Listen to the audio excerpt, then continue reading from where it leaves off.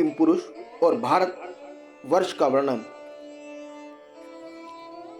श्री सुखदेव जी कहते हैं, राजन, किम पुरुष वर्ष में श्री लक्ष्मी जी के बड़े भाई आदि पुरुष सीता हृदय अभिराम भगवान श्री राम के चरणों की सनिधि से रसिक परम भागवत श्री हनुमान जी अन्य किन्नरों के सहित अविचल भक्ति भाव से उनकी उपासना करते हैं। वहाँ अन्य गंधर्वों के सहित आर्टिशेन उनके स्वामी भगवान राम की परम कल्याणमय गुण गाता गाते रहते हैं। श्री हनुमान जी उसे सुनते हैं और स्वयं भी इस मंत्र का जप करते हुए इस प्रकार उनकी स्तुति करते हैं। हम ओंकार स्वरूप पवित्र कीर्ति भगवान श्री राम को नमस्कार करते हैं। आप में सत्य पुरुष के लक्षण, शील और आचरण विद्यमान है। आप बड़े ही संयत साधुता की परीक्षा के लिए कसौटी के समान और अत्यंत ब्राह्मण भक्त हैं। ऐसे महापुरुष महाराज राम को हमारा पुनः पुनः प्रणाम है। भगवान, आप विशुद्ध बोध स्वरूप आदित्य अपने स्वरूप के प्रकाश से गुणों के कार्य रूप, जागृत आदि संपूर्ण अवस्थाओं का निराश करने वाले सर्व आत्मा, परम शांत शुद्ध बुद्धि से ग्रहण किए जाने योग्य नाम रूप से रहित और अहंकार शून्य हैं। मैं आपकी शरण में हूँ। प्रभु, आपका मनुष्य अवतार केवल राक्षसों के वध के लिए नहीं है। इसका मुख्य उद्देश्य तो मनुष्य को शिक्षा देना है। अन्यथा अपने स्वरूप में ही रमण करने वाले साक्षात जगत आत्मा जगदीश्वर को सीता जी के राम परम शांत शुद्ध बुद्धि से ग्रहण किए जाने योग्य नाम रूप से रहित और अहंकार शून्य है। मैं आपकी शरण में हूँ। प्रभु, आपका मनुष्य अवतार केवल राक्षसों के वध के लिए नहीं है। इसका मुख्य उद्देश्य तो मनुष्य को शिक्षा देना है।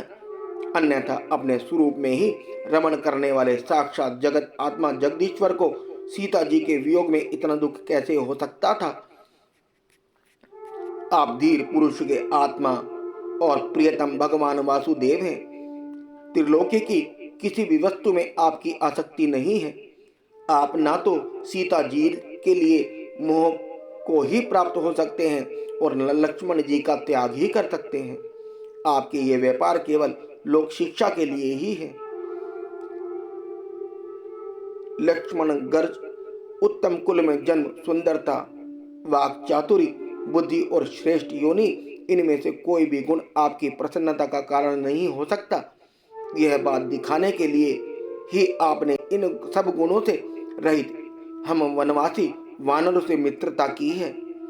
देवता, असुर, वानर अथवा मनुष्य कोई भी हो, उसे सब प्रकार से श्री राम रूप आपका ही भजन करना चाहिए, क्योंकि आप नर रूप में साक्षात श्री हरि ही हैं और थोड़े किए को भी बहुत अधिक मानते हैं।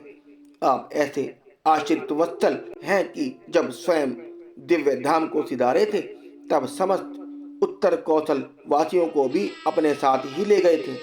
भारतवर्ष में भी भगवान दयावश नर नारायण धारण करके संयमशील पुरुषों पर अनुग्रह करने के लिए अव्यक्त रूप से कल्प के अंत तक तप करते रहते हैं। उनकी यह तपस्या ऐसी ही है जिससे धर्म, ज्ञान, वैराग्य, ऐश्वर्य, शांति और उपरीति की उत्तरोत्तर वृद्धि होकर अंत में आत्मस्वरूप की उपलब्धि हो सकती है।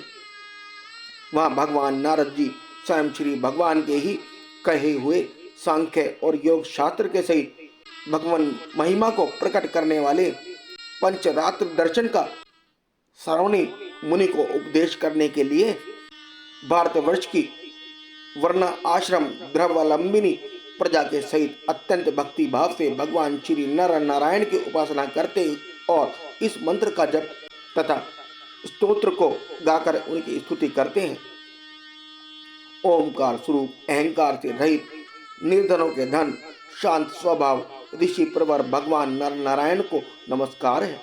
वे परमहंसों के परम गुरु और आत्मा रामों के अधीश्वर हैं। उन्हें बार बार नमस्कार है।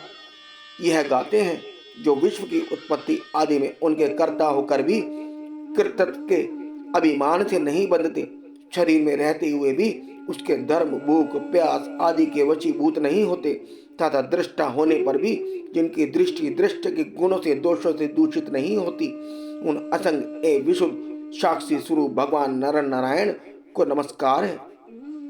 योगेश्वर हिरण्यगर्भ भगवान ब्रह्मा जी ने योग साधन की सबसे बड़ी कुशलता यही बतलाई है कि मनुष्य अंत काल में देह अभिमान को छोड़कर भक्ति पूर्वक आपके प्राकृतिक गुण रहित स्वरूप में अपना मन लगावे। लौकिक और पारलौकिक भोगों के लालची मूढ़ पुरुष जैसे पुत्र, स्त्री और धन की चिंता करके मौत से डरते हैं, उसी प्रकार यदि विद्वान को भी इस निंदनीय शरीर के छूटने का भय बना ही रहता है, तो उसका ज्ञान प्राप्ति के लिए किया हुआ सारा प्रयत्न केवल श्रम ही है। अतः अधोचर आप हमें अपना स्वाभाविक प्रेम रूप भक्ति योग प्रदान कीजिए, जिससे कि प्रभु इस निंदनीय शरीर में आपकी माया के कारण बुद्ध मूल हुई दुर्भेद अहंता ममता को हम तुरंत काट डालें। राजन, इस भारतवर्ष में भी बहुत से पर्वत और नदियां हैं, जैसे मलय, मंडल प्रस्थ, मैना, त्रिकुट, ऋषभ, कुटक, कौलक, सह, देवगिरी, ऋषमुख, श्रीशैल, वेंकट, महेंद्र, वारीधार, विंध्य, शुक्तिमान, ऋषिगिरी, पर्याप्त, द्रोण, चित्रकूट, गोवर्धन, रैवतक, कुकुब, नील, गोकामुत, इंद्रकील और कामगिरी आदि इसी प्रकार और भी सैकड़ों हजारों पर्वत हैं। उनके तट प्रांतों से निकलने वाले नद और नदियां भी अगणित हैं। ये नदियां अपने नामों से ही जीव को पवित्र कर देती हैं और भारतीय प्रजा इन्हीं के जल में स्नान आदि करती है। उनमें से मुख्य मुख्य नदियां ये चंद्रवसा, ताम्रपर्णी, अवटोदा, कृतमाला, भयासी, कावेरी, वेणी, पयस्विनी, शंक्रवर्ता, तुंडभद्रा, कृष्ण, वेण्य, भीमरती, गोदावरी, निर्विंदा, पयोष्णी, तापी, रेवा, सुरसा, नर्मदा, चर्मवती, सिंधु, अंध और सोन नाम के नद महानदी, वेद स्मृति, ऋषि कुल्या, त्रिसामा, कौशिकी, मंदाकिनी, यमुना, सरस्वती, दृष्टदती, गोमती, सरयू, रोदस्वती, सप्तवती, सुषोमा, शत्रुद्रु, चंद्रभागा, मर्दुव्रता, वितस्ता, अस्क्री और विश्वा। इस वर्ष में जन्म लेने वाले पुरुषों को ही अपने किए हुए सात्विक, राजस और तामक कर्मों के अनुसार क्रमश नाना प्रकार की दिव्य मानुष और नार की योनियां प्राप्ति होती हैं, क्योंकि कर्म अनुसार सब जीवों को सभी योनियां प्राप्त हो सकती हैं। इसी वर्ष में अपने अपने वर्ण के लिए नियत किए हुए धर्म का विधिवत अनुष्ठान करने से मोक्ष तक की प्राप्ति हो सकती है। परीक्षित, संपूर्ण भूतों के आत्मा, राग आदि दोषों से रहित अनिवर्चनीय निराधार परमात्मा भगवान वासुदेव में अनन्य एवं अहेतुक भक्ति भाव ही यह मोक्ष पद है। यह भक्ति भाव तभी प्राप्त होता है जब अनेक प्रकार की गतियों को प्रकट करने वाली अविद्या रूप हृदय की ग्रंथि कट जाने पर भगवान के प्रेमी भक्तों का संग मिलता है। देवता भी भारतवर्ष में उत्पन्न हुए मनुष्य की इस प्रकार महिमा गाते हैं। जिन जीवों ने भारतवर्ष में भगवान की सेवा के योग्य मनुष्य जन्म प्राप्त किया है, उन्होंने ऐसा क्या पुण्य किया है, अथवा इन पर स्वयं श्री हरि ही प्रसन्न हो गए हैं। इस परम सौभाग्य के लिए तो निरंतर हम भी तरसते रहते हैं। हमें बड़े कठोर यज्ञ, तप, व्रत और दान आदि करके जो यह तुच्छ स्वर्ग का अधिकार प्राप्त हुआ है, इससे क्या लाभ है। यहाँ तो इंद्रिय के भोगों की अधिकता के कारण स्मृति शक्ति छिन जाती है। अतः कभी श्री नारायण के चरण कमलों की स्मृति होती ही नहीं। यह स्वर्ग तो क्या, जहाँ के निवासियों की एक एक कल्प की आयु होती है, किंतु जहाँ से फिर संसार चक्र में लौटना पड़ता है। उन ब्रह्मलोक आदि की अपेक्षा भी भारत भूमि में थोड़ी सी आयु वाले होकर जन्म लेना अच्छा है, क्योंकि यहाँ धीर पुरुष एक क्षण में ही अपने इस मर्त्य शरीर से किए हुए संपूर्ण कर्म श्री भगवान को अर्पण करके उनका अभय पद प्राप्त कर सकता है। जहाँ भगवत कथा की अमृतमय सरलता नहीं बहती, जहाँ उसके उद्गम स्थान भगवत भक्त साधु जन निवास नहीं करते, और जहाँ नृत्य गीत आदि के साथ बड़े समारोह से भगवान यज्ञ पुरुष की पूजा अर्चा नहीं की जाती, वह चाहे ब्रह्मलोक ही क्यों ना हो, उसका सेवन नहीं करना चाहिए।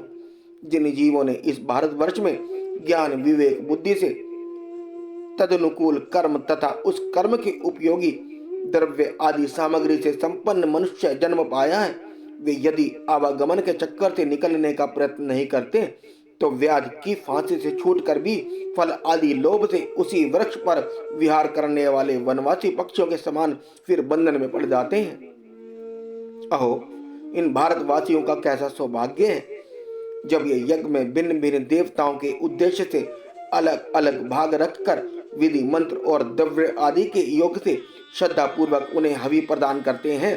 तब इस प्रकार इंद्र आदि भिन्न भिन्न नामों से पुकारे जाने पर संपूर्ण कामनाओं के पूर्ण करने वाले स्वयं पूर्ण काम श्री हरि ही प्रसन्न होकर उस हवि को ग्रहण करते हैं। यह ठीक है कि भगवान सकाम पुरुषों के मांगने पर उन्हें अभिष्ट पदार्थ देते हैं, किंतु यह भगवान का वास्तविक दान नहीं है, क्योंकि उन वस्तुओं को पा लेने पर भी मनुष्य मन में पुनः कामनाएं होती ही रहती हैं। इसके विपरीत जो उनका निष्काम भाव से भजन करते हैं उन्हें तो वे साक्षात अपने चरण कमल ही दे देते हैं, जो अन्य समस्त इच्छाओं को समाप्त कर देने वाले हैं।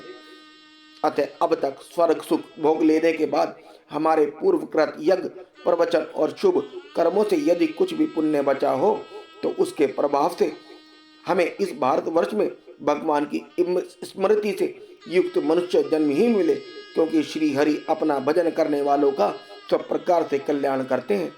श्री सुखदेव जी कहते हैं, राजन, राजा सगर के पुत्रों ने अपने यज्ञ के घोड़े को ढूंढते हुए इस पृथ्वी को चारों ओर से खोदा था। उसे जम्बू द्वीप के अंतर्गत ही 8 उपद्वीप और बन गए, ऐसा कुछ लोगों का कथन है। वे श्रवणप्रद, चंद्र शुक्ल, आवर्तन, रमण, मंदर हरिण, 5 जन्य, सिंहल और लंका है। भरत श्रेष्ठ, इस प्रकार जैसा मैंने गुरुमुख से सुना था ठीक वैसा ही तुम्हें यह जम्बू द्वीप के वर्षों का विभाग सुना दिया।